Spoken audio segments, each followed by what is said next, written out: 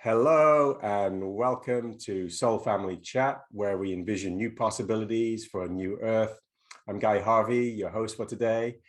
And if you'd like to be notified of future shows, please hit the subscribe button below and check the notification bell. I think that's down there. And it's my great pleasure to welcome today's guest, Adam Smith. Welcome, Adam. Hiya. Great to have you again, Adam. Great to see you. Adam is a Yes, pleasure. Our pleasure as well. Adam is a UK-based astrologer specializing in Vedic astrology. He gives consultations and facilitates traditional Vedic remedies. He's been practicing Transcendental Meditation regularly for 35 years and has a degree in Comparative Religions. His articles and magazine columns have appeared all over the world and have reached a syndicated audience of over 1 million people. Welcome, Adam. Really delighted to have you here today. It's such a pivotal point in the world. I think everybody's feeling the world is in crisis, or is it all going to pot, or is it collapsing, and something beautiful is emerging out of that. And so I'm just delighted to have you here so we can kind of explore these topics from a Vedic astrology perspective. Just as a foundation, because I know some of the people that are here live or will be watching the recording are new to Vedic astrology. I just wanted to ask if you could position Vedic astrology, which is also known as Jyotish, in relation to Western astrology and also sidereal astrology. In fact, somebody sent in a question and said, I keep hearing about sidereal astrology. It's become all the rage all of a sudden. Mm-hmm. Yeah, well, there's a lot in that. I mean, thanks for having me on, and it's a good opening point. It's a good question, and if sidereal astrology has become all the rage, well, it's in some ways that's news to me, but I understand what they mean. I think on social media, I think particularly on Twitter, there seems to be quite a sort of groundswell of interest in the idea of sidereal astrology. And what is sidereal astrology? Sidereal means, the word sidereal means of the stars. So originally and archetypally, astrology is divination by the stars. So why is that? So why is sidereal different to what people are doing these days? Well, in the West, most people practice what we call tropical astrology. So tropical astrology, trying to keep it simple, trying to keep the answer simple, is the equinox, the spring equinox, where the sun crosses the vernal equinox on or about March 21st, is considered to be the first point of the zodiac. That's kind of when you learn your astrology in the West, that's basically rule one on page one, that everything is oriented towards the equinox. And that's considered to be the beginning of Aries, the start of the year, and that's the point that everything is oriented around. However, that point, the equinoctial point, is not fixed. It moves backwards very, very slowly. And there's this thing called the Great Year, which you may have, it's quite a sort of new age staple. This idea of this sort of 26,000 or so year cycle that the equinox makes. And so it moves backwards very, very slowly. They call it precession as opposed to procession, which would be forward. It's precession. So it's actually moving backwards through the zodiac. So the trouble with tropical astrology is that it regards the equinox as being fixed. It regards that as being a fixed, unmoving point, whereas in fact we know that it does actually move. And so it's a bit silly to take a point as your start point, which is hard to measure and constantly moving, and it's actually invisible as well. It's not actually a point in the sky, it's like an abstract measured point. So it doesn't make very much sense to use that as a beginning point for your zodiac. It makes more sense to use a fixed star or stars, an actual point in the sky that you can navigate to, that you can see. And that's how astrology was originally done, both West and East. And hopefully that's not too sort of abstract an answer. But I've got a little diagram. If I can you? Sure. Can I share Just to clarify one point, Adam. Is it correct? Is it correct to say that Vedic astrology is based on a sidereal system? Yeah. So when you study Vedic astrology, particularly if you're a Westerner, one of the first things which you kind of confront, one of the most obvious things, one of the most obvious differences you come across, is that Vedic astrology uses the sidereal zodiac and always has. However, in the West, we used to use sidereal, and when I say used to, I mean like 2,000 years ago. And when back in the Hellenistic times, particularly in the Babylonian times, and before the 3rd century AD, then astrology was done on the basis of the stars. But there's this curious thing where, at the point where the tropical zodiac was coming in, that was when that was the point in the great year where the 2 circles overlapped. It was the same. So astrologers at that point could have used either tropical or sidereal, and there was very little difference between them. So actually, here we are now, 1800 years or so later, we're in a much better position to assess which one is which, because back then, when it was established, actually there was no difference.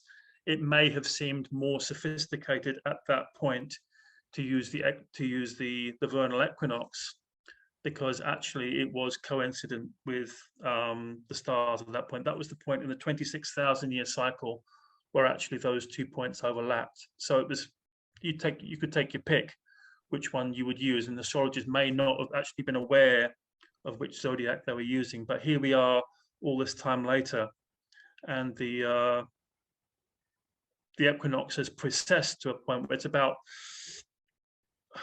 3/4 of a sign, 4/5 of a sign or so, that it's moved out of alignment. And in 300 years' time, the 2 zodiacs won't overlap at all. The signs won't overlap at all. At the moment, if you're at the back end of one particular sign, you may be the same sign in both zodiacs, but it's getting further and further away from alignment. And so it's becoming more and more obvious that actually the sign traits which we associate with certain signs are not actually accurate. That's one side of it. So it may be something as simple as that, sort of saying, giving the correct sign characteristics to people, but also fundamentally, it's the business of actually, is the sky revolving around us, or are we revolving around a star? Are we revolving around the sun? It's a very, very simple thing. I mean, and with the software, you can just click a button and then you've got a sidereal chart as opposed to a tropical chart, albeit with different sign placements. But actually, philosophically and astronomically, it's a complete Copernican shift. It literally is on that kind of a magnitude that with sidereal, it puts us orbiting the sun, whereas with tropical, we have the sky revolving around us. So, and we know which is true. Can I share a diagram? Yes, yeah, please do. Let me see if I can just do this. Okay, can you see that?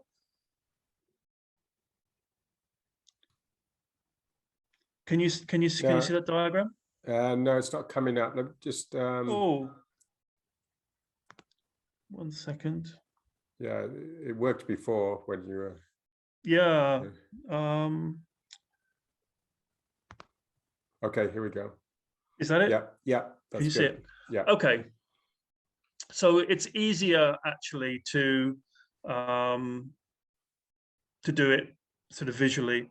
So what we've got here is the green ring on the middle is the tropical zodiac. This is the zodiac that most Western astrologers use. Probably 90% at least of Western astrologers use the tropical zodiac, and so that's oriented to the solstices and the equinoxes. So the vernal equinox, the spring equinox, coincides with the start of Aries, which is on or about the 21st of March, and that's the beginning of spring, and that's the beginning of the zodiac. That's what most Western astrologers do. However, these points move back very, very slowly. They're moving this very, very slow 26,000 year cycle. And the trouble with Western astrology, or with tropical astrology, I should say, is that it doesn't take that movement into account. This is the very slow gyration of the Earth on its axis, which is a fundamental parameter of astrology and astronomy, but Western astrology does not take that movement into account. The sidereal zodiac is the yellow ring, which is oriented to fixed stars. These are some of the principal fixed stars that it's oriented to. Vedic astrology orients it to Speaker, or Chitra, as they call it, which is around 0 degrees Libra, or in the West, it's 29 degrees Virgo. It's a little bit of controversy about exactly where it starts, which is one issue. But these stars, they move so infinitesimally slowly that they are regarded as fixed for all intents and purposes. So you have Antares in the middle of Scorpio, and Aldebaran in the middle of Taurus, and Regulus in Leo, and Fomalhaut in Aquarius, and so on. So orienting the zodiac to fixed stars is the way astrology was originally done. And again, it's becoming more and more obvious, I think, that this is the way to do the astrology. And by the way, the red ring around the outside is the actual constellational boundaries of the signs, which, as you can see, are unequal. So a common misunderstanding about sidereal astrology is people say, "Ah, yes, well, if it's really sidereal, then what's all this about equal signs?" Well, signs aren't constellations. Signs are based on constellations, but every culture, every civilization that's ever used a zodiac has always used a 12-sign division. It's always been 12 equal signs. So it's a kind of a matrix or a mandala that's there, and esoterically, it's always been understood that it's a 12-sign division. So it's if people sort of say, well, what difference does it make? We know that the constellations aren't of equal extent. Yes, but we're not talking exactly about constellations. We're talking about signs, which are this kind of mystical, metaphysical kind of property. So I hope that's not too kind of throwing it in at the deep end, basically, but it's quite important. And so back to the question, so why is it getting traction on social media? Well, I hope that's true. I mean, if that is true, then I'm very pleased to hear about it. But certainly I've noticed that on some social media platforms, it seems to stimulate quite a lively debate, because if you talk about it to most Western astrologers, they simply don't want to know. It's part of a fundamental belief system. And if you have followed a particular belief system for most of your career or your study in a particular subject, then it's a very hard business to want to change, because it is such a fundamental change, and there's a lot of resistance to doing things differently. However, there does seem to be some young astrologers who do seem to be amenable to the idea of doing astrology differently. And if you haven't had that kind of conditioning, then it's easier to make the transition. And actually, if you do it, and if you're taught it early enough, because in most Western astrology classes, it just simply isn't discussed. And if you bring it up to a Western astrologer, unfortunately, they just simply don't want to hear it. So that's rather a long, kind of rather involved discussion of the difference between the two zodiacs. But it is quite a fundamental thing. And it's actually, maybe it's relevant to the times that we're in, because we do seem to be going through some kind of a change. What the change is, or what the implications of it are, remains to be seen. But there's it really is as broad as it is long. There's lots of implications to it, and that's one of the big differences between Western astrology and Vedic astrology. Even though Western astrology, like I say, used to use the sidereal zodiac, but Jyotish, Vedic astrology, also has its own range of techniques. The two systems are probably more similar than most people realize.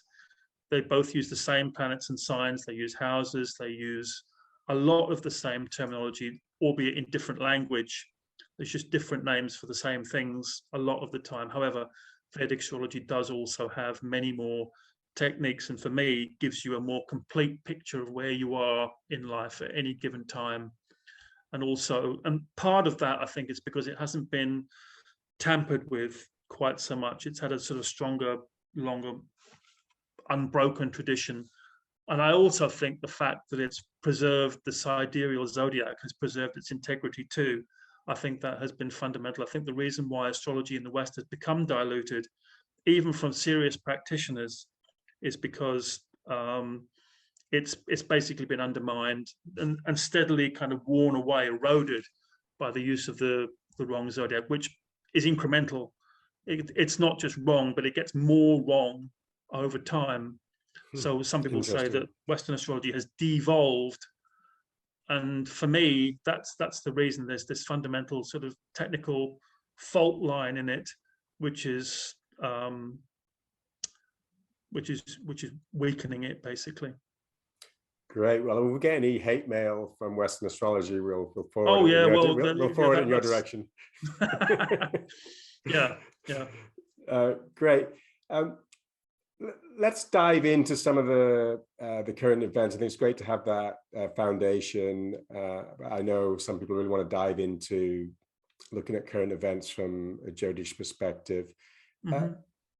Just before we answer the question, for example, I'd like to talk about what's happened in Ukraine, and also people are asking about COVID and when it's over and things like that. When you're looking at these big mass consciousness situations like global war or the pandemic, what factors as a Vedic astrologer are you looking at? Are you looking at, for example, say with Ukraine, are you looking at the natal chart for the countries involved? Are you looking at the natal charts for the leaders involved? Are you looking at the transits? Are you looking at all of those? Yeah, all of the above.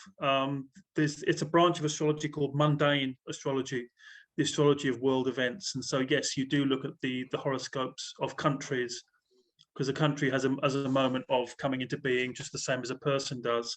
And so you can, and there are well-established charts for certain nations. For example, the United States was born on July 4th, 1776. There's a little bit of controversy about the time, but we think we've got a fairly accurate time based on contemporary records.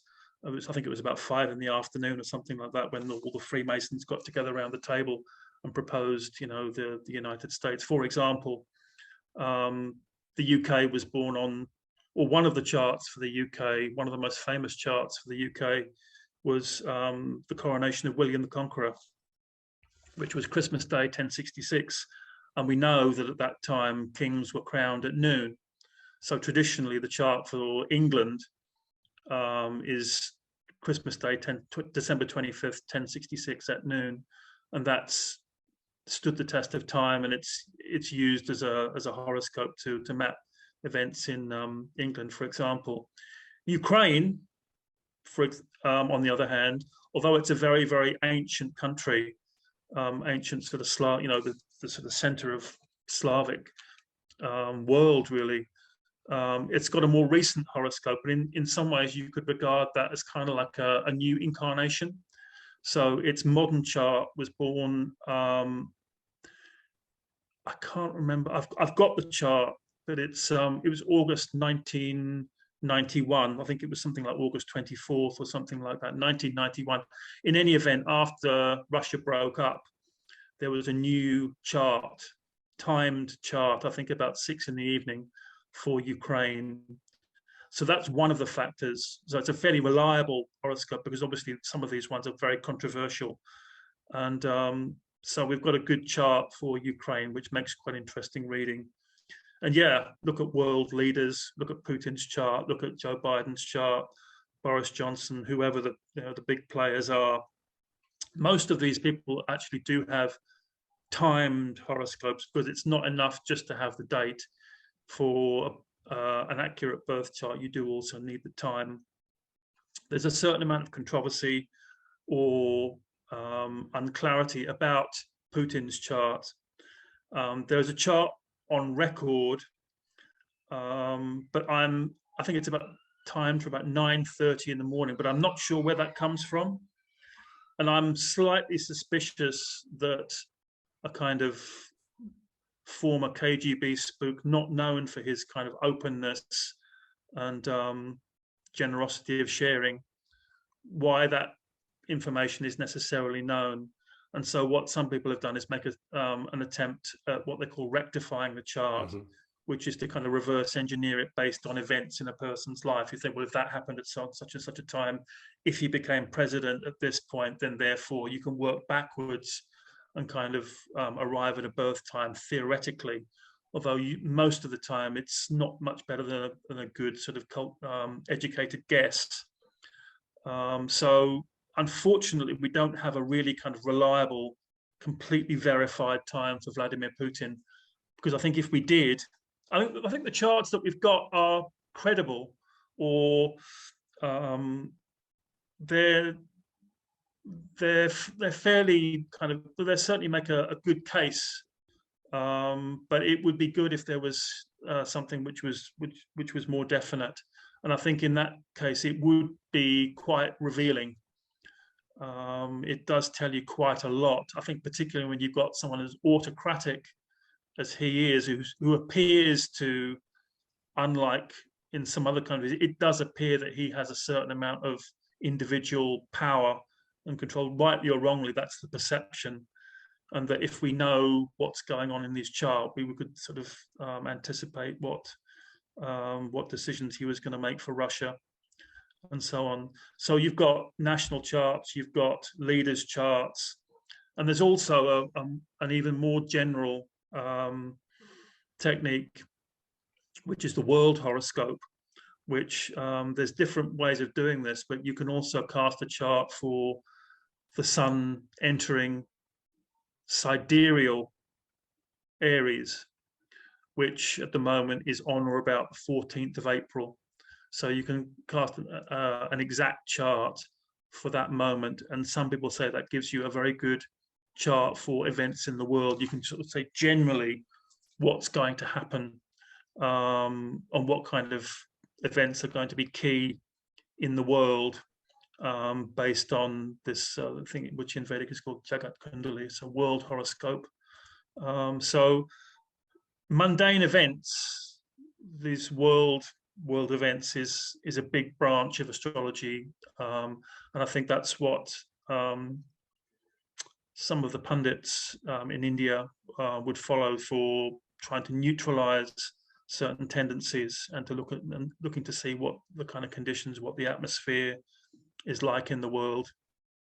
And there's also just long-term cycles generally. I mean, the West astrology uses the trans-Saturnian planets, Uranus, Neptune, and Pluto, and their cycles are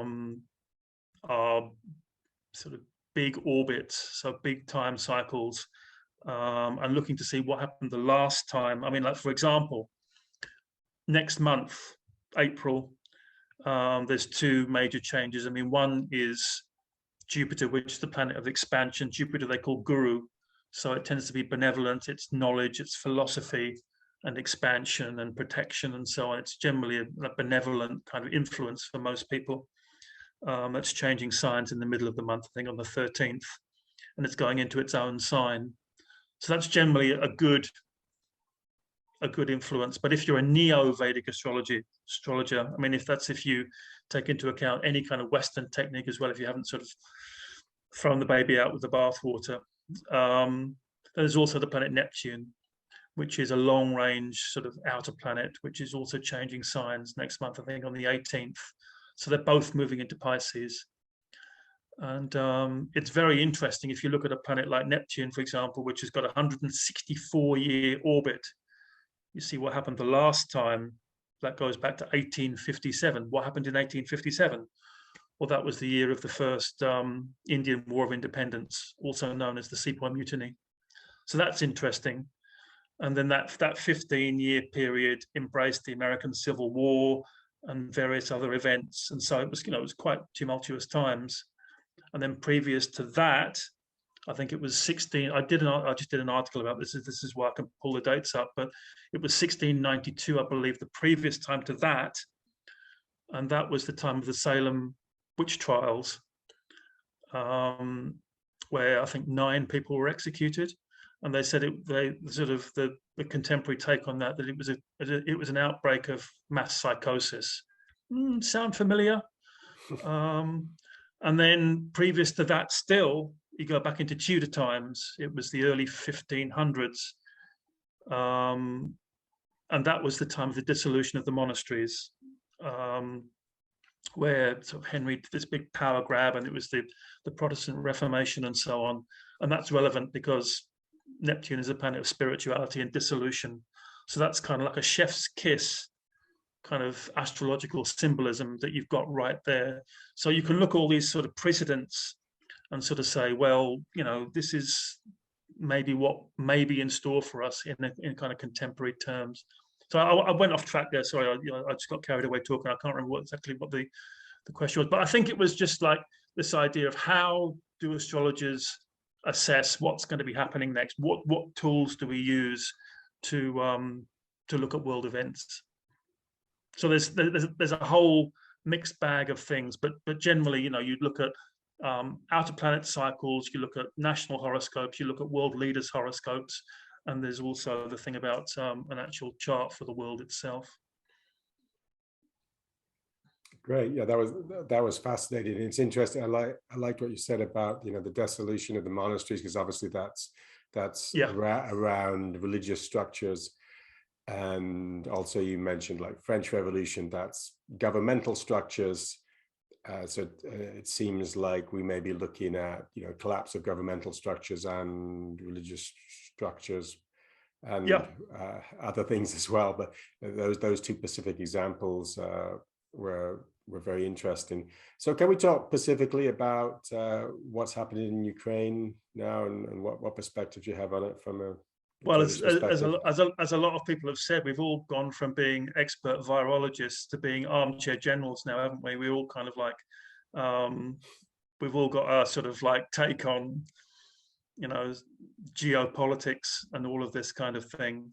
Yeah, so, Sean Penn he's giving foreign policy advice now.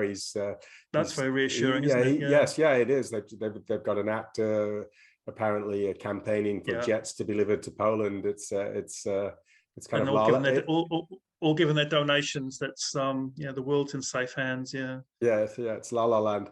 Anyway, we digress. Go on. Well, Ukraine has got a very interesting horoscope. I mean, I could put it up, but because like I say, it's a fairly shall I put the chart up? Sure.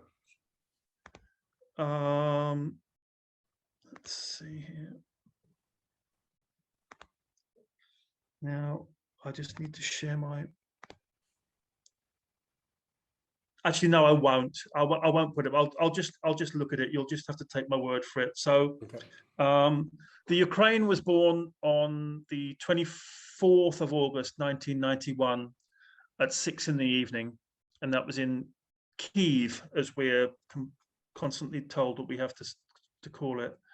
And what's interesting about Ukraine is that its rising sign is Sagittarius, and not only that, but its rising sign is exactly together with Rahu.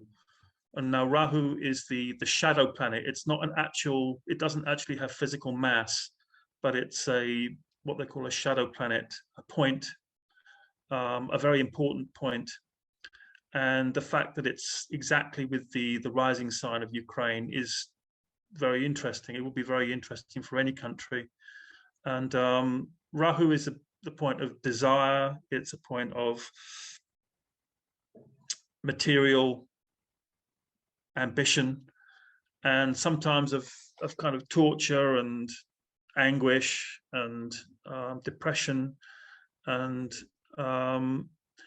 generally pretty heavy energy. I mean, it can bring very astronomical success, but what's that biblical thing?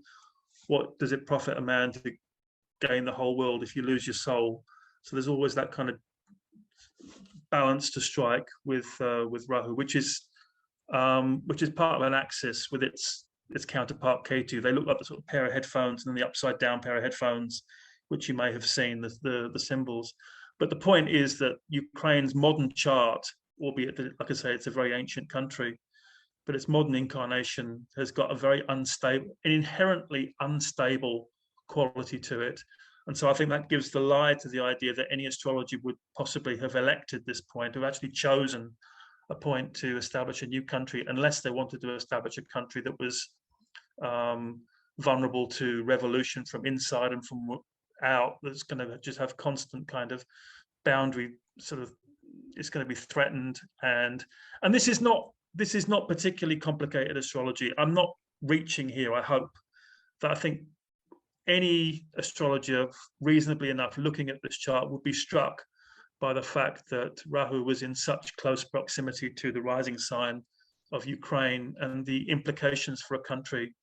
It's with the best will in the world, Ukraine has been known for its poverty and for corruption, and these are Rahu kind of issues. I mean, we're supposed to be rooting for Ukraine, and God bless them, but this is a difficult symbol. And also, Ukraine has its moon sign in proximity to Saturn, which is a very dark and heavy kind of influence as well. And over the next month, Saturn will be transiting over Ukraine's moon, which is a difficult time in the life of any individual or nation. The moon is your emotional center, it's your state of mind, and it's arguably the most important planet in the sky. And so when Saturn goes across that, it's a fundamental test of self-sufficiency, of maturity, of integrity, and of the soul, really.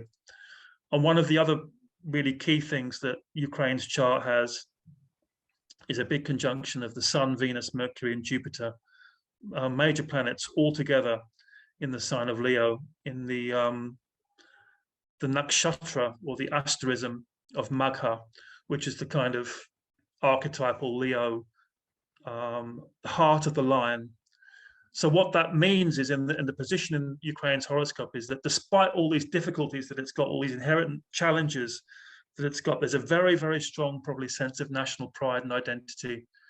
And also I think the elephant in the room in many ways, I think, is the underlying religious quality to this war, which some commentators have remarked on, the battle between the Orthodox Church, and how much this is a kind of an internal kind of Slavic conflict, which has roots going back a long, long way. But there we go. Like I say, we've all become experts on all this all of a sudden. I wouldn't claim to be an expert in any way, shape, or form. But Ukraine's horoscope, Ukraine's modern horoscope, then there's surely charts for the country which go back further than this. It's very vulnerable at the moment. It is particularly vulnerable at the moment. And and also in the sky generally. So the conditions in the sky at the moment, since the middle of February, since February the 14th, there's been a very strong pattern. There's been a Venus and Mars, which are the planets of peace and war, have been very closely together, which shows a battle going on. They call it a planetary war. And so very intense diplomacy and negotiations. And for the rest of March, and certainly for the first week in April, there's going to be a very, very intense period of time where Saturn and Mars come together. Now, Saturn and Mars are known as the malefic planets, which means they've got very inherently harsh kind of quality to them.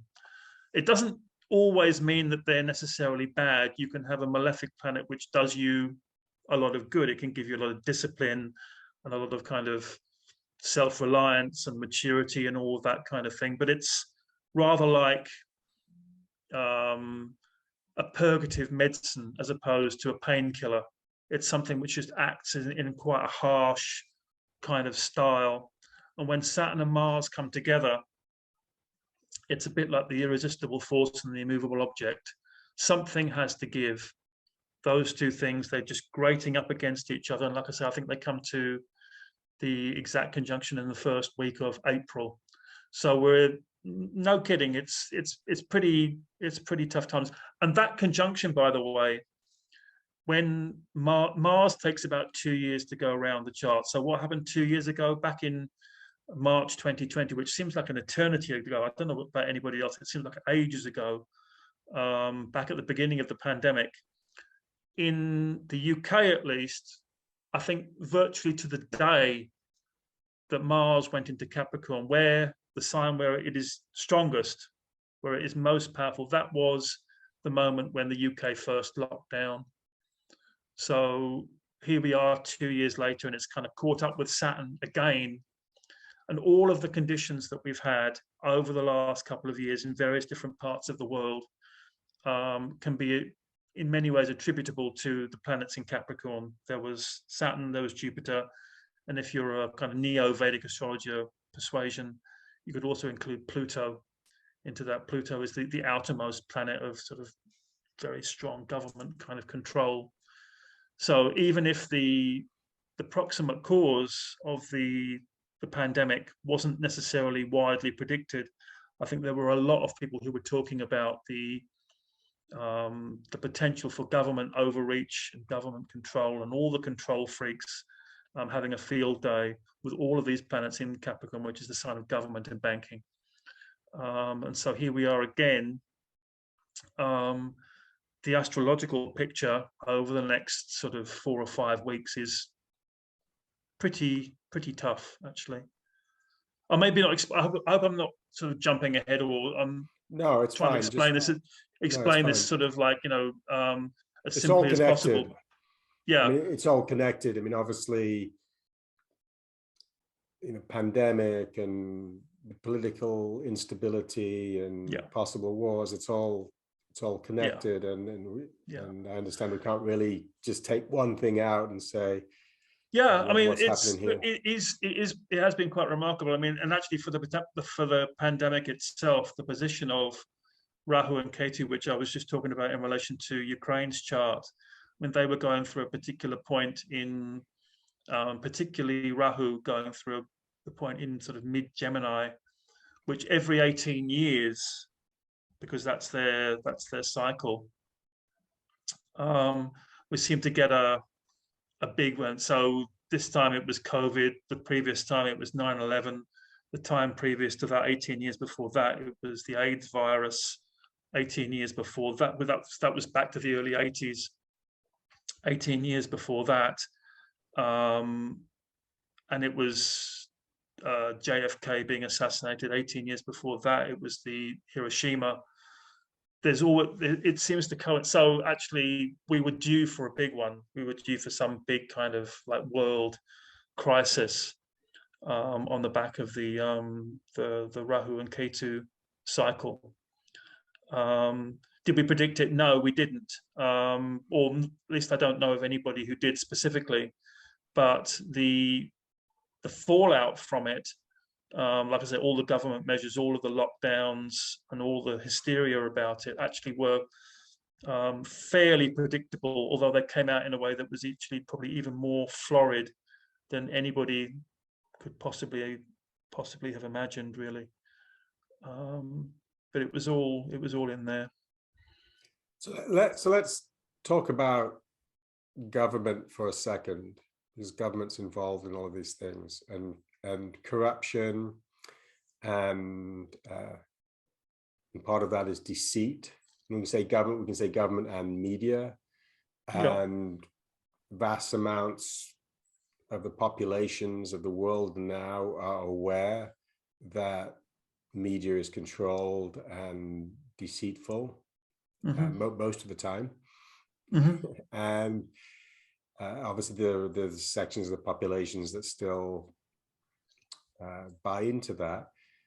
Is there something in the progression, say, of the world chart that we're going to start to really see the lid taken off and the exposure of this corruption and deceit?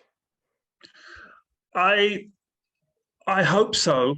That's not a very good answer, but it's,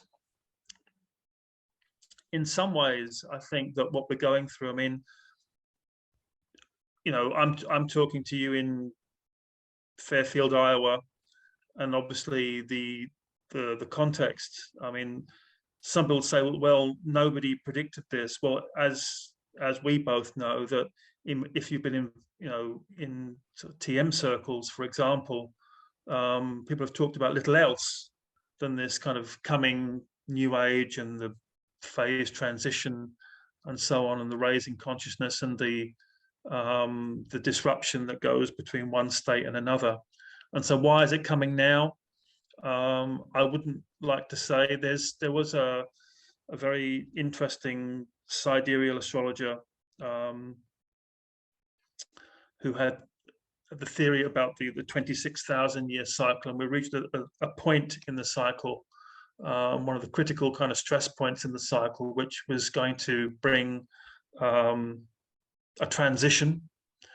And so I think in order for more peace and a better world to come, that there's a lot which has to be disposed of, and there's going to be a lot of disruption, a lot of turmoil before we arrive at that. And in some ways, that kind of, in some respects, it's almost even bigger than the cycle of the planets themselves.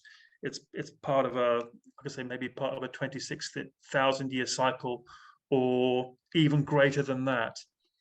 And those are, I mean, there are ways of looking at that through the astrological, from the astrological standpoint, but it's there's, I think 2022, I think that there's going to be, quite a tough road ahead, in many ways. Well, I agree with what you said, is that many things need to, you know, disassemble. And you mentioned the TM, Transcendental Meditation, and the founder of Transcendental Meditation, Maharishi, was very fond of saying, you know, only a new seed will yield a new crop. And the way I see it is I don't see that the current institutions are actually reformable. And we've actually been working as, I say, a democracy, say in the Western world and other countries, kind of on a basis of reform, you know, incremental improvement. You have elections, you vote some new guys in, they get some new ideas, and you gradually make things a little better. But I think there's an awareness now that that's not really working, and maybe there's some hidden force and power that's controlling the game, that those incremental changes are actually are not, well, maybe not significant, or don't actually change the real things that really need to change. Of course, in many ways, you know, the world has gotten better, and in other ways, things are not so good, particularly with the environment and the state of the planet. It is very interesting. I mean, you mentioned the environment there, and you know, and again, people have mentioned how quickly we've switched from suddenly everyone being freaking out about COVID, and now all of a sudden Russia's the only game in town, Russia, Ukraine, and if it's not that, then it's the environment. There is something about the human race which thinks that we're always living at the end of time. And we're always looking for this big apocalyptic event. It always, whether you're a religious person or a completely secular there's something inherently, I think we project our own relatively short lives onto the world in general and think that we're all doomed, and we're all trying to pin that doom and destruction onto certain sort of events and to give them some massive sort of historical kind of significance. So rightly or wrongly, I think that we're all primed for it, really. And it's go on. After you. What about the year 2025? And so that would be looking forward 3 or 4 years, 3 years or so. And it's a year that you hear a lot about in New Age circles and mystical circles as of kind of a breakthrough. Yeah, I mean, there's been various of these years. I mean, it was during, remember, 2012, and then there was 2000 itself, and then there was, like, it was the millennium bug, and all the planes were going to crash, and then 2012, and then it was like the Mayan calendar, and everything was going to go haywire, and then 2013 we thought, well, remember that, so I'm a little, but then the pandemic came, and everybody thought, hold on, wait a minute, the zombie apocalypse really is here. This is maybe they really had something. And so 2025, I don't know. I must admit, I have not done a lot of work on 2025 per se, but there was talk of a sort of like a 5-year or so. I mean, it does seem as if, I mean, albeit this tendency, like I said, always to sort of blow these things up, but it does seem as if we're that a lot of stuff is being uncovered and exposed, and not necessarily, again, it's not necessarily things are necessarily getting worse, it's just they're getting more transparent. It's getting harder for the powers that be to keep a lid on the information and the party line and the narrative that we've all been sold. And it's and I think that's, and as much as it's becoming more and more open on the back of media, internet or whatever, then the powers try even harder to try and lock things down. And that's actually a big signature. That's been a big signature, maybe the overriding signature of the last couple of years, this sort of preponderance of planets in Capricorn. Again, not trying to give Capricorn a bad time, but it is this planet of government and control and banking and authority and so on, and tough, big, sort of harsh energy in that area. Just goes to show that on the one hand it is being reformed, albeit kicking and screaming, but there's this great kind of resistance to any kind of change, and it's not going to come easily. People aren't going to give up their vested interests just like that. Well, I think there's this dichotomy. Jacqueline Hobbs, aka Oracle Girl, referred to this maybe a few months ago, is that the harder they push, the more they reveal themselves. Yeah. And they have to push harder because people are awakening more and more to the truth. But then they push harder. Yeah. And then that reveals even more truth. And an example that really struck me in just a few weeks ago was the trucker convoy, Freedom Convoy in Ottawa. Well, I'm not saying that everybody knows this, but at the end of that, a large amount of people were aware that the Canadian cabinet and government is well infiltrated by, Klaus Schwab's World Economic Forum. You could see that Chrystia Freeland, the finance minister of Canada, is on the board of the World Economic Forum. They had charts that show all these members of the Canadian government that are have gone through the young leaders of the World Economic Forum, and even people like myself that we dabble a fair amount in in conspiracy, or I used to. I don't so much these days, but even that was kind of news to me, how pacific that was, even to the point that a member of parliament stood up in question time and said, look, I've had a constituent ask me about Klaus Schwab and the World Economic Forum, he claims, it's on a video, it's not some conspiracy, it's on YouTube, where he says, oh, we penetrated 50% of the Canadian cabinet. He's not even trying to hide it. No, and this guy, this I MP, don't know what people keep calling it a conspiracy. They're completely open about it. Yeah. So this MP, he asked the question. He said, "I would like to ask," and then his feed went down or something. They cut off his audio.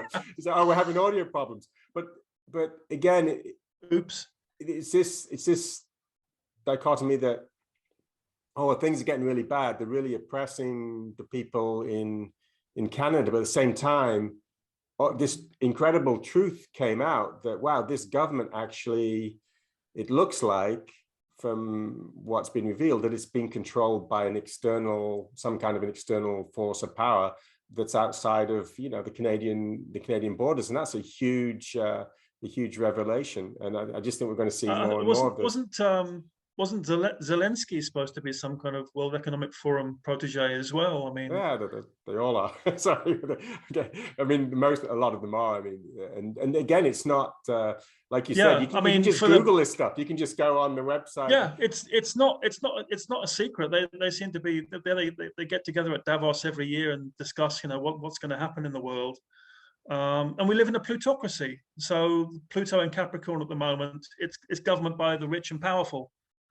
And for like I said, I was talking about looking at cycles from back in the day. I mean, back in the Tudor times, it was the Catholic Church, it was the Roman Catholic Church. Now it's the World Economic Forum.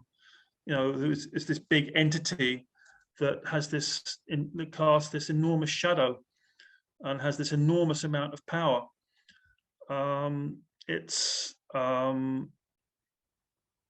And whether that's sustainable, whether that becomes a benevolent thing, or whether it's something to be resisted, or what happens, it's I guess we'll find out. But the planets are, you're saying that the circumstances are similar to some of the revolutionary times right now.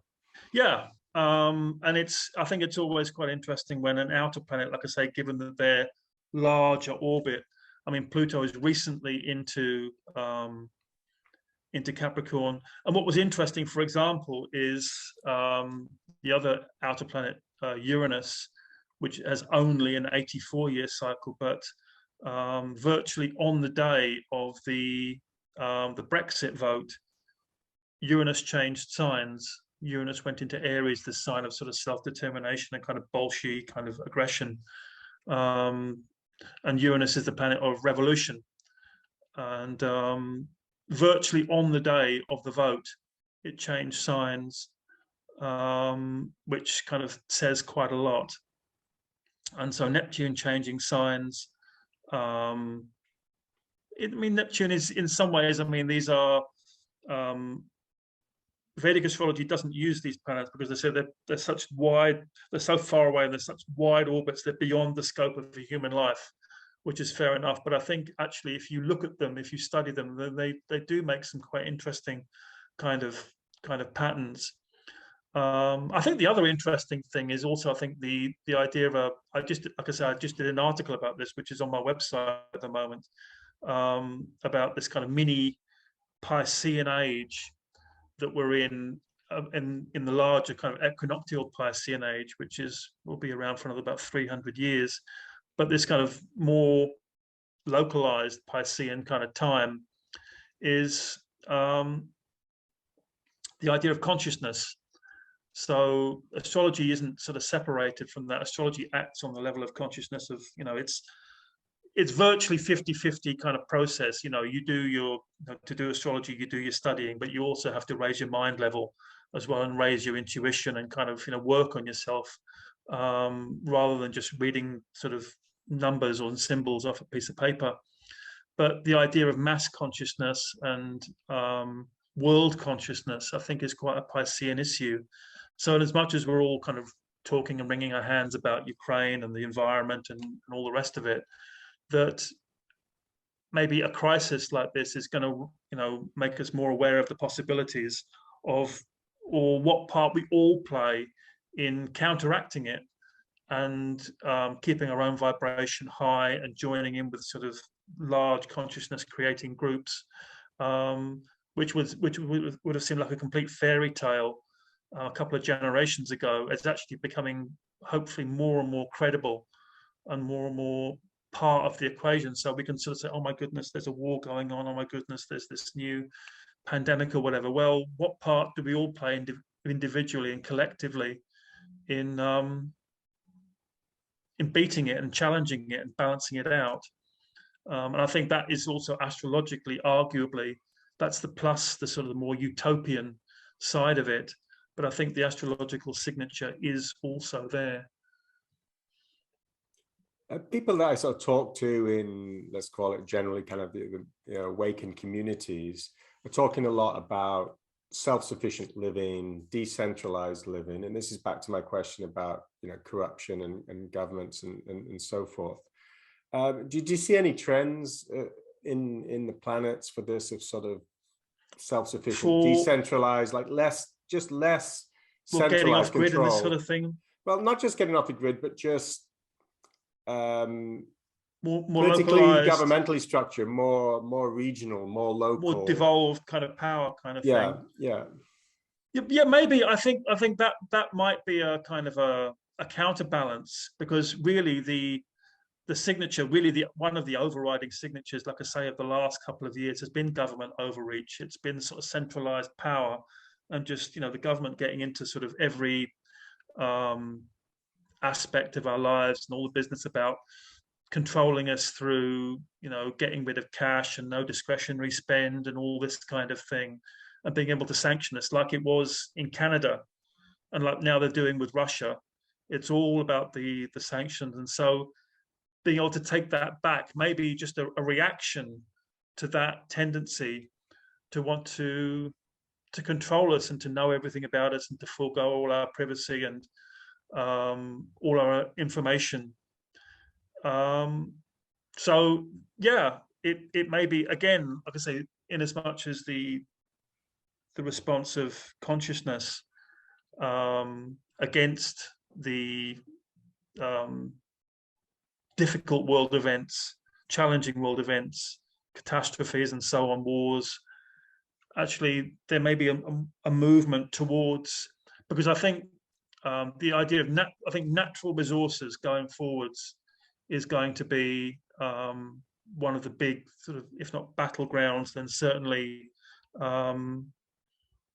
one of the key areas. It's going to be with natural resources, soil and minerals and farming. That's going to be the big deal.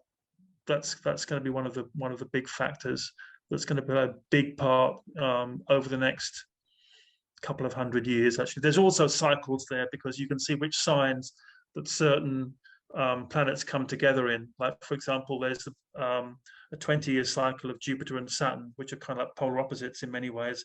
Saturn contracts, Jupiter expands. Saturn is kind of discipline and harshness, and Jupiter is optimism and kind of adventurousness.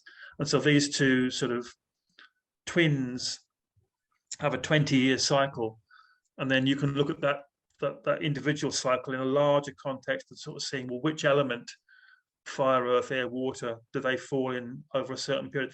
They fall into certain elements over long periods of time. And so Jupiter and Saturn cycles are going to come together in the element of Earth over the next couple of 100 years.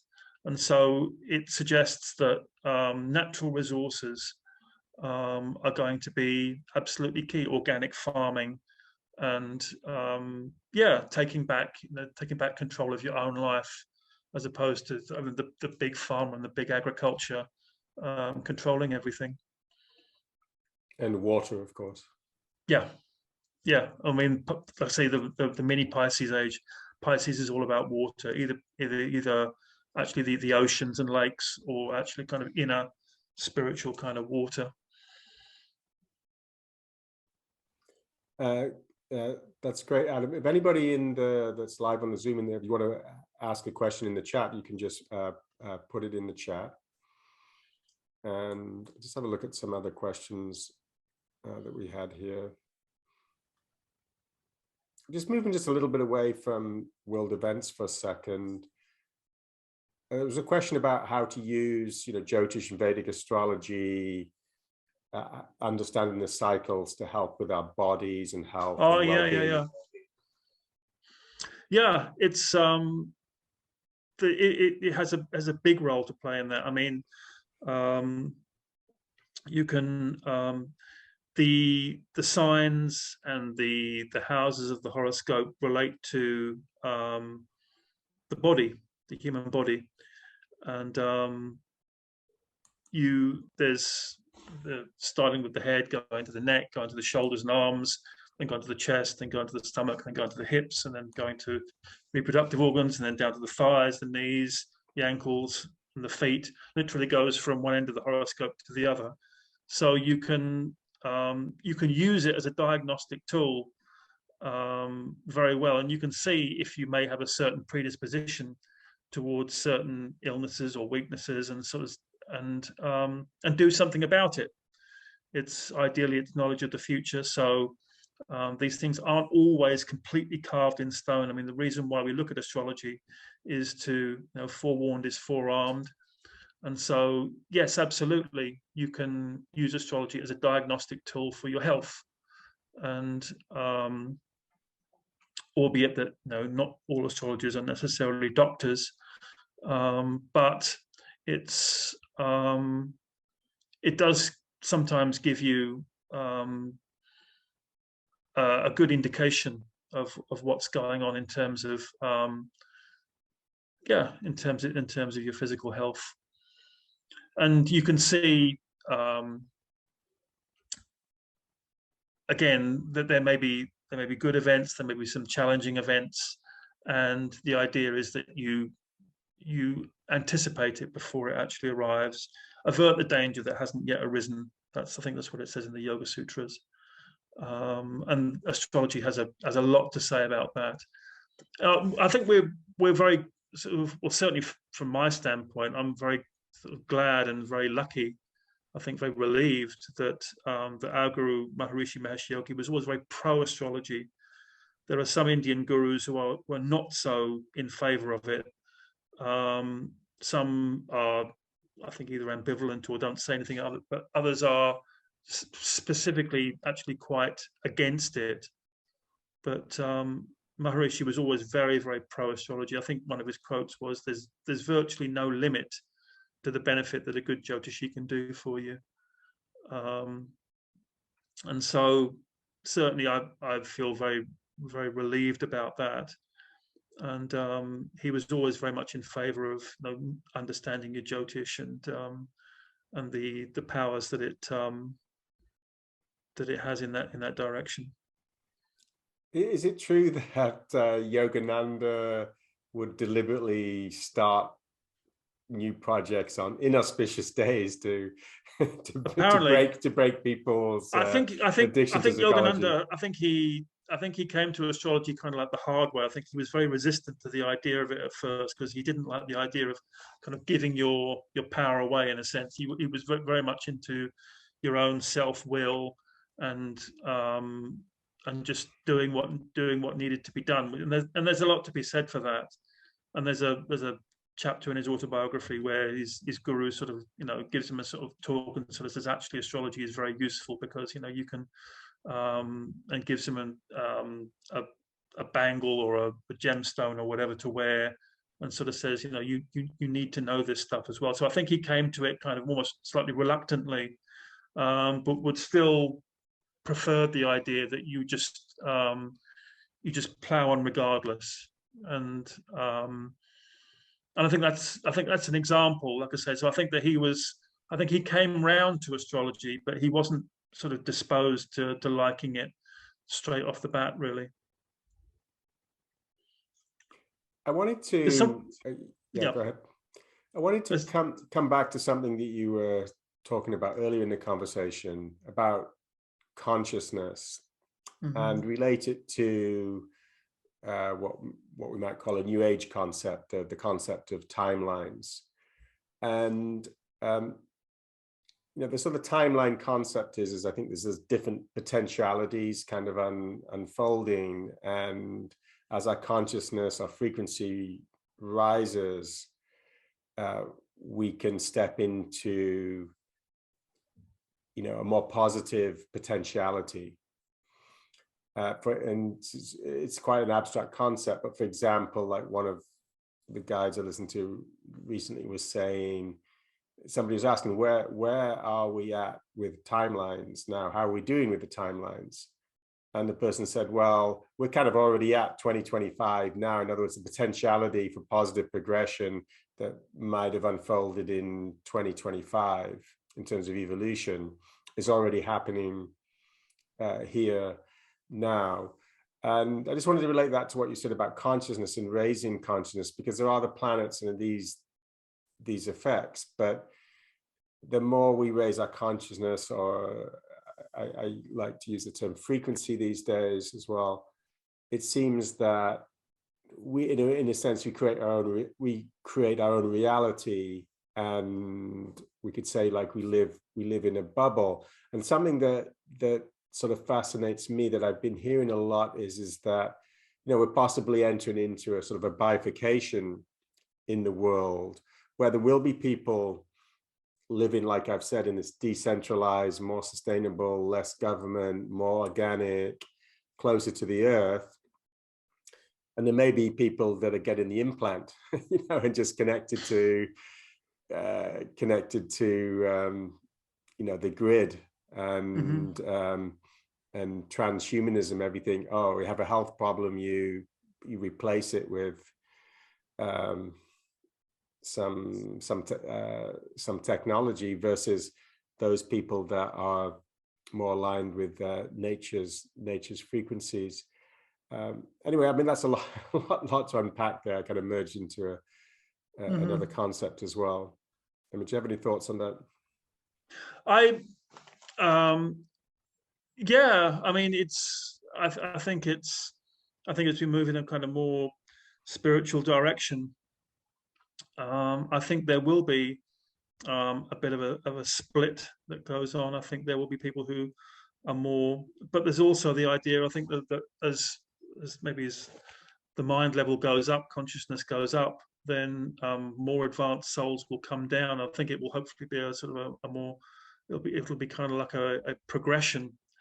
And I'm ultimately I'm hopeful, but again, as we know from our kind of experience of the Transcendental Meditation world, I think there's always been this talk about how there would be a bit of a reckoning, or a big reappraisal at some point. And we thought, yeah, we've heard it all so many times. But then I think certainly when COVID kicked off and sort of the whole world sort of seemed to shut down, we all kind of looked around and thought, hello, this all seems to be kind of quite real.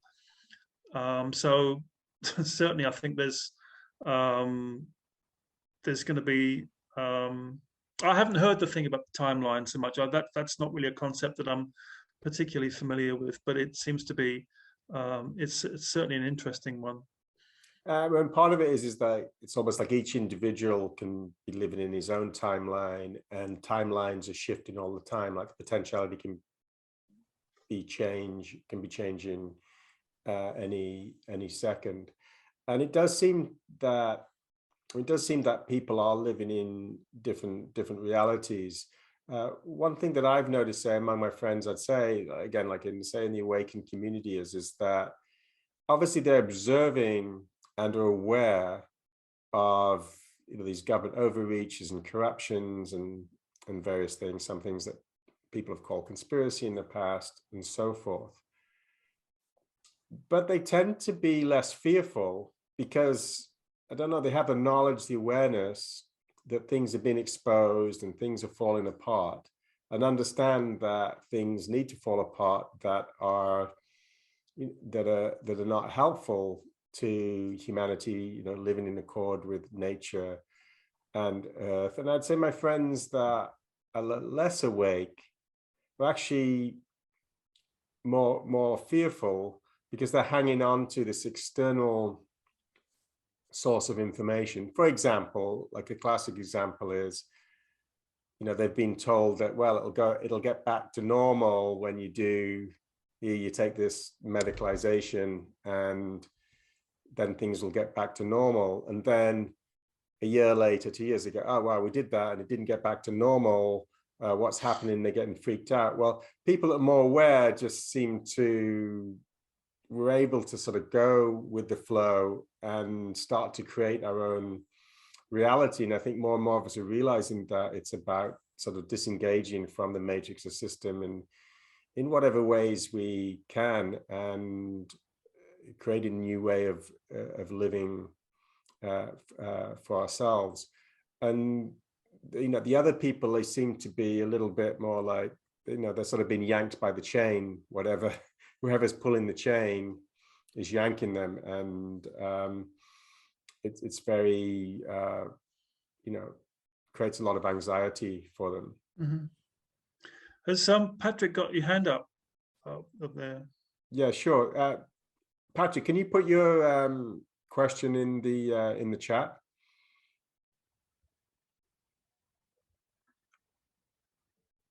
Yeah, great question. Does the US chart, what does the US chart indicate for the US in the next few months?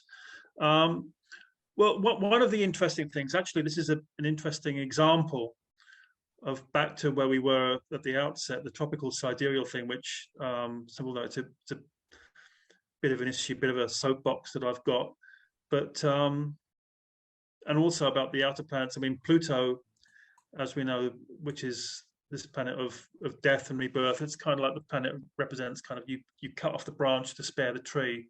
It's about surgery, it's cutting off, it's very intense kind of life and death battles. Pluto is, the myth of the underworld and so on. And so this year, 2022, you'll see a lot of the tropical astrologers online talking about how the US is having a Pluto return. Now, Pluto's orbit is 248 years. So they're talking about the Pluto coming back, the USA's Pluto coming back to its original place that it was in its 1776 horoscope. And they're saying that there's precedent there for the fall of Rome that happened at Rome's Pluto return and so on. And in Capricorn, it's the sign of government and so on. There's all these kind of fairly scary apocalyptic kind of visions. But from a sidereal standpoint, the USA's Pluto return won't be for another couple of years. It won't be until 2024, which is an election year. So what I would say in terms of the USA's horoscope is that no matter how difficult or polarized or intense things may be in the USA at the moment, it will probably be nothing compared to what it's like in a couple of years' time. I think if, again, not everybody, certainly from a classical Jyotish standpoint, they don't use Pluto at all. But to the extent that it's a useful planet or symbol, then certainly the USA's first Pluto return, again, a young country, so 248 years, it will be for whoever stands for election in 2024. Is Trump going to make a comeback? Is it going to be even more kind of polarized at that point? So certainly I think that's significant. And the reason why there's this 2-year difference, so it's not just a case of, the sidereal tropical thing isn't just simply a case of which sign something falls about. It isn't simply a matter of putting it back into the previous sign. It's actually about the time cycle itself. Because when you add precession in, this idea of moving the backwards movement of the zodiac, you factor that in real time. You have to factor that in to get an accurate position of where a planet is, because 1776 to 2022 is only 246 years. It's not 248 years. So this business, it's not just a case of which one you prefer. It's not just a case of kind of like a symbolic preference. It's actually astronomical fact. It's 248 years, so it's 2024. It's very simple. And I think that will be it will be very significant. And it's interesting. I mean, like I say, I don't live in the USA. I don't have a dog in this particular fight, but it seems like it appears from the outside that the country is getting more and more polarized, and that increasingly there are candidates. I mean, and correct me if I'm wrong, but it seems like there was more. It appears that there was more floating voters in the US, that there was more willingness to vote for to cross the aisle, to vote for the other candidate if you thought they were the stronger candidate in that particular event. But it seems like more and more that they're putting up candidates that some people actually I just simply can't vote for them, whether it's somebody who's got a big mouth and is very obnoxious, or there's one who appears to be losing his cognitive powers.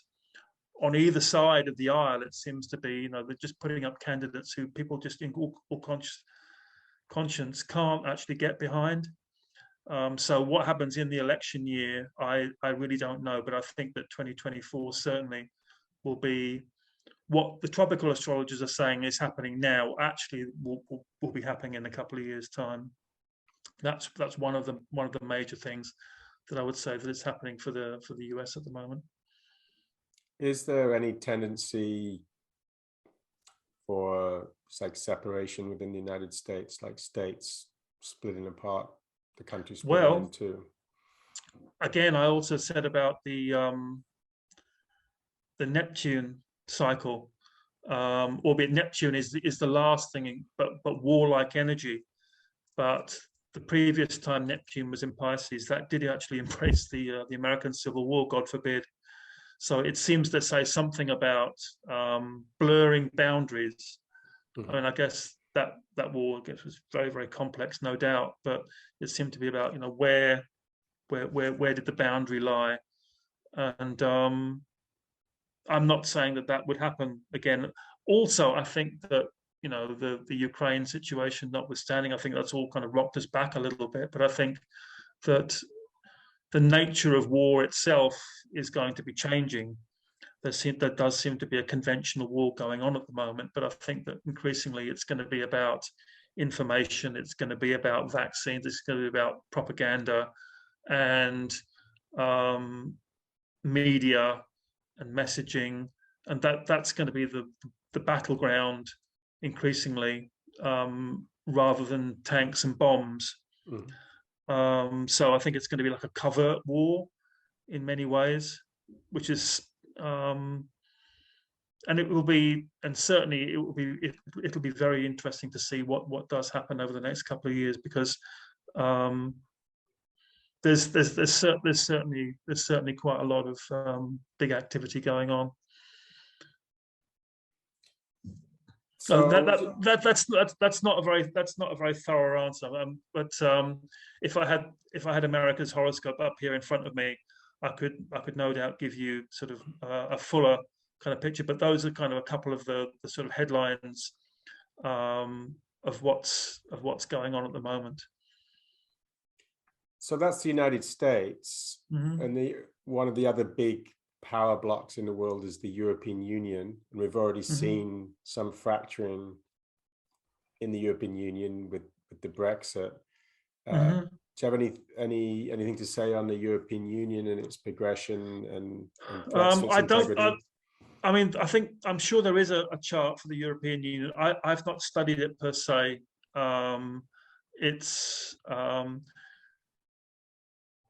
I think that kind of does go back to what you were saying earlier about having more devolved power and being more close to the people actually who are representing you.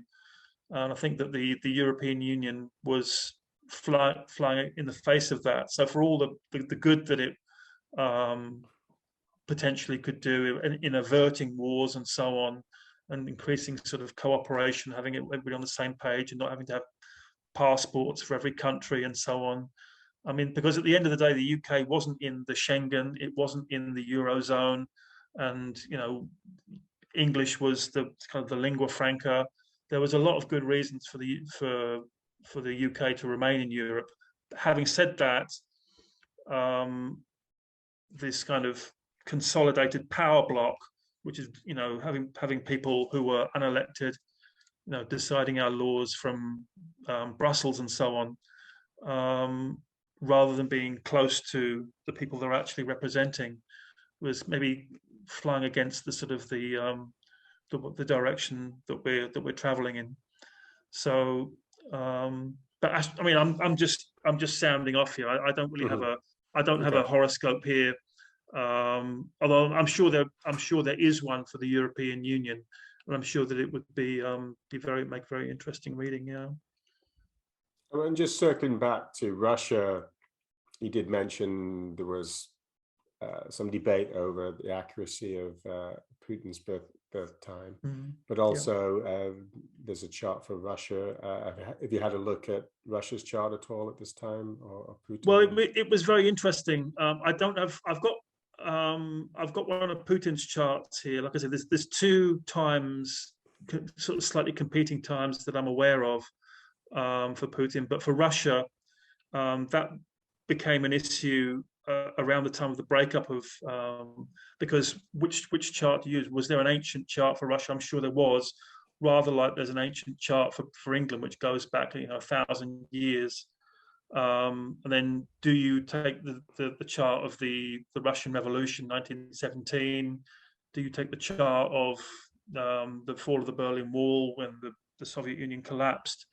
These are kind of like different incarnations. And I'm not quite sure what the general consensus is in terms of predicting for Russia, but it does certainly seem as if things are coming to a head now, and to what extent this has been engineered or planned or manipulated, I don't know, but it does seem as if things are certainly coming to a head. And I will look at a chart for Russia. And they, again, this is, we're all armchair generals now, we're all armchair experts, but I have not done an awful lot of work on this particular area. When we were talking about using Jyotish, cycles of Jyotish to help with your mind and body, or body and health, etc., and you mentioned remedies. Can you talk a little bit about remedies? I know it's a service that you offer as well, and it seems something that's less talked about in Western astrology. But again, it used to be a staple of Western astrology, the idea of jewelry, of talismans, and the Western magical tradition is predicated very much on astrological symbolism, really. But I think, again, without wishing to sound like a stuck record, it goes back to this idea that it's the edifice of Western astrology is gradually disintegrating, and so any power that it once had, any effectiveness it once had, I think is seriously diluted now.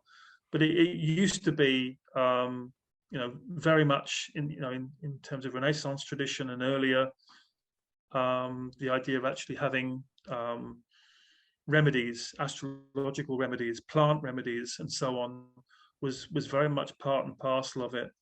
Whereas, again, Jyotish, the sort of general body of Indian astrology, by and large, uses the sidereal zodiac, and it's kept that kind of integrity, and it's kept a kind of consistency as well. I mean, there was also this kind of rather farcical, I think it was back in the 1920s, when there was an American gemology group or organization which latched onto this idea of people having birthstones. And so they thought, well, this is a great marketing tool because people will buy, birthstones as a birthday present or as a gift. And then it became open season. It was just like, well, any stone becomes your birthstone, basically, because it just means if you're going to buy gemstones, then ka-ching, quids in.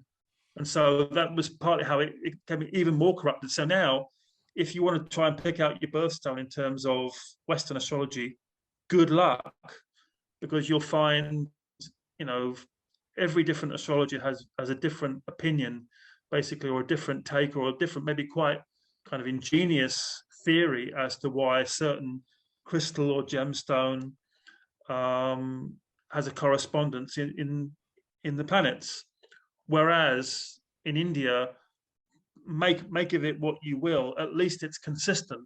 There's an absolutely consistent correspondence between which gemstone relates to which planet. You know, the sun relates to a ruby, the moon relates to the pearl, Mercury relates to an emerald, Venus relates to a diamond, Mars relates to coral, Jupiter relates to a yellow sapphire, Saturn relates to a blue sapphire. That's absolutely, you know, it's absolutely consistent. And many people are still skeptical about that, because I think also it's about expectations. I think wearing a gemstone, for example, is really the beginning of working on your chart rather than the end. So that's really one of the first things that perhaps you would do. So some people might think, well, if I have a very high quality, you know, gem quality, flawless diamond set in purest platinum, you know, that's going to be my get out of jail free card. That's going to sort out all of my problems, and then great, happy days. And if it doesn't work out like that, then people say, well, actually, the whole thing's nonsense. Whereas the effect may be quite subtle, and it may take some time to kick in. And some people actually don't realize. I think some people don't actually appreciate that. Some people don't know what happiness is. I think some people don't. They mistake happiness or contentment for happiness, or happiness for contentment, or having a peaceful mind. And a gemstone can be very, very effective, and it can actually be quite life-changing in a way. But you would have gemstones. There's also mantras and meditation. You would do fasting on certain days. You do gifts or donations, which is kind of like a small sacrifice that you would make. All of these things and other things which you can do collectively to remedy conditions on your birth chart, because it's a necessary thing. Because really, if you're going to predict the future, if you're going to sort of say, well, certain things are going to happen, if you're going to have this Saturn, you don't just sort of say, well, good luck. You say, well, actually, you can do this, this, this, this, and this, have a quite precise scientific formula for some of the things which you can do to counterbalance the possible effects. Again, it's avert the danger. It's but unfortunately, like I say, this used to be common knowledge also in the West, but I just think it's become like a museum piece now. It's something which had its time, and it's not timeless anymore. It just became, it's all come back down to earth, became very earthbound rather than being cosmic. Sure. I mean, I was watching a movie about medieval France recently, and it just sort of reminded me that there were traditions and rituals, and Big time. were some of them pre-Christianity, and then when Christianity came in, that they tried to shame or suppress some of those. It was like very that. much this idea of, I think it's Augustinian idea. I mean, he wasn't the only one, but the idea that you're sort of, the astrologer is usurping, you know, the divine providence or whatever. And whereas the astrology really is just trying to help people, to help people get through. I think one of the great Jyotishis said there's no better, was it the horoscope is the best boat you can use to cross life with. And it just helps you. It's just a roadmap. It's not trying to sort of claim any kind of divine powers or omniscience or anything. You're just simply trying to help people. And the more knowledge you have, then, you know, the more conscious you are, hopefully the better decisions you make. And just trying to pick out, you know, if you're in a bad time, often you lose your center, you lose your perspective. And it's very useful sometimes, I think, to have somebody who doesn't know you, who just objectively says, look, you're having a bad time at the moment. It came around this time. It's going to be around for a while. And by a certain period in the future, it's probably going to be gone. And so, you know, during this time, you may be, you know, struggling a little bit.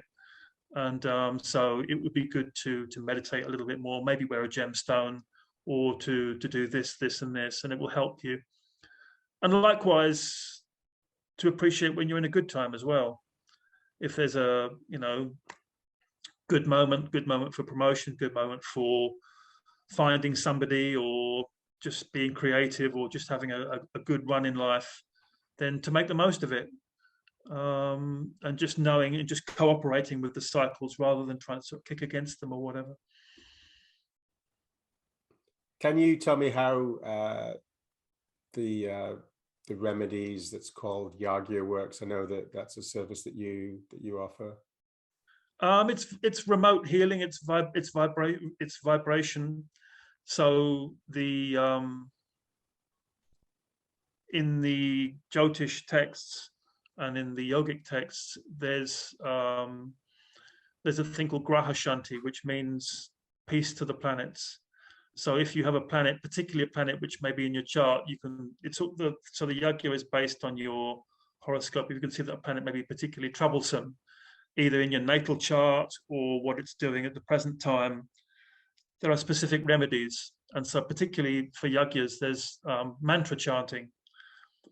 So there's a set formula, there's a set number of times that you would chant the mantra for that particular planet to pacify it, to empower it, and to make it less troublesome, usually thousands of times.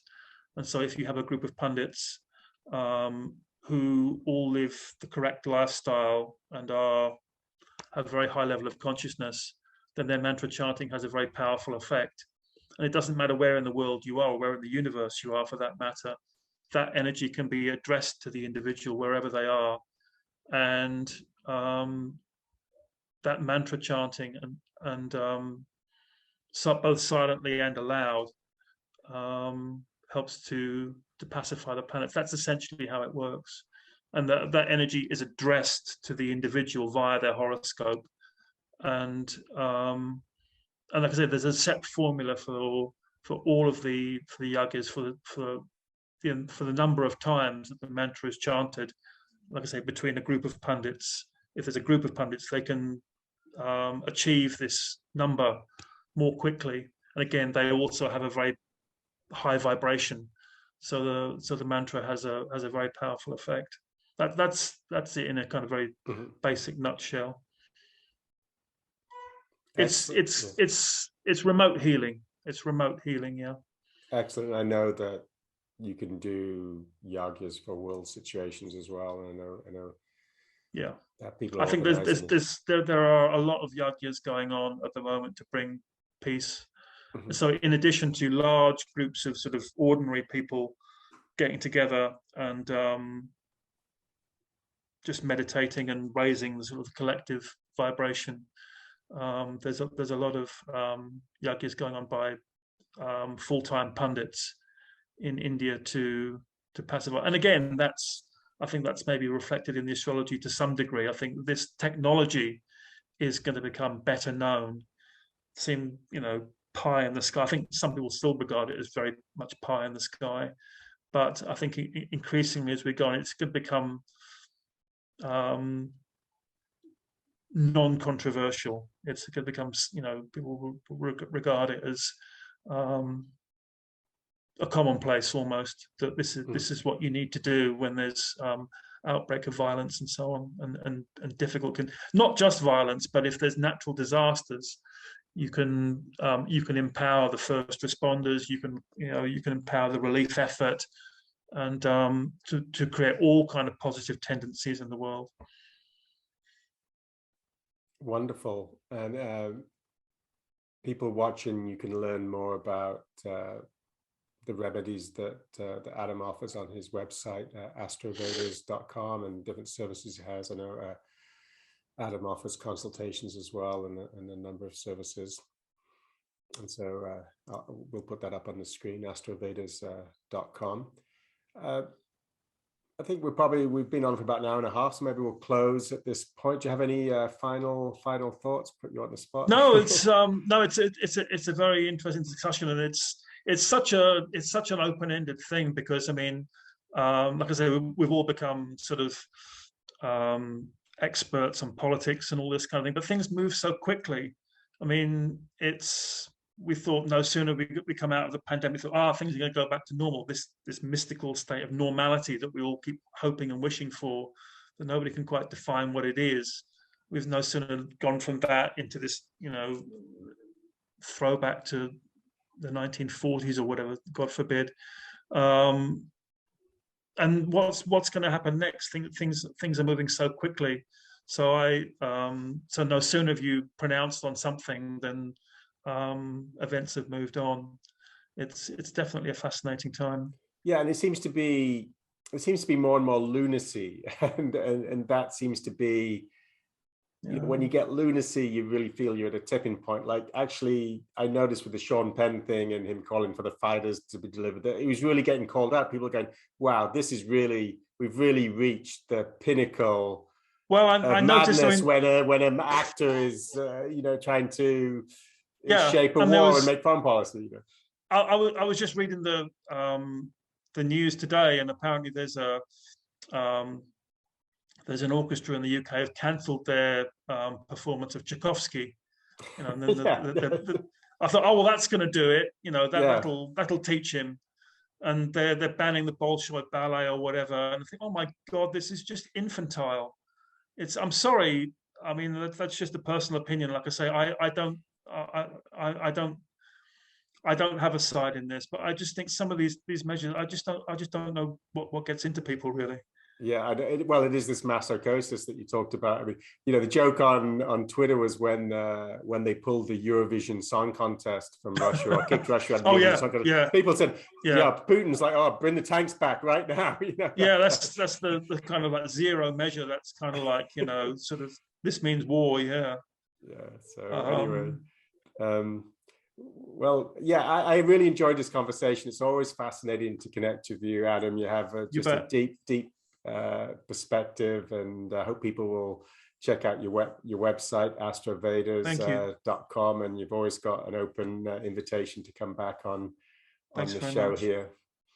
And we just wish you all the best, and thanks very much. Cheers, appreciate it. Thank you.